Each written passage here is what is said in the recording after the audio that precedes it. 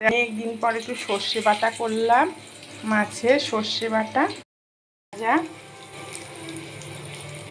সবজি, মানে পেঁপে পটল এসব দিয়ে একটা সেদ্ধ করেছি, ঝোল করেছি পেঁপে আলু দিয়ে।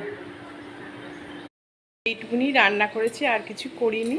দুপুরে এই জামা কাপড় কেচে টেচে মেলে টেলে এলাম, দিয়ে এবার শাশুড়ি মাকে খাইয়ে দেব, দিয়ে তারপরে আমরা সবাই খাবো। এখন আবার অসুস্থ হয়েছে তো নিজে নিজে খাবে না, নিজে নিজে খাওয়ার রুচি নেই, আমি খাইয়ে দিচ্ছি তবে খেতে পাচ্ছি।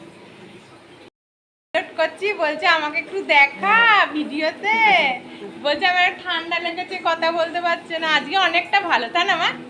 বলে তোর বন্ধুদের দেখা, ভিডিও করতে খুব ভালোবাসে। হ্যাঁ, দিয়ে হঠাৎ ঠান্ডা লেগে গিয়েছে, গলায় ব্যথা, বলছে তোর বন্ধুদের একটু বল। আমি বলছি হ্যাঁ বলছি। তাহলে আমি আপলোড করতে যাচ্ছি, তখন বলছে আমাকে একটু দেখা, গলা ব্যথা হয়েছে বল। বাবা তোমার কি হয়েছে?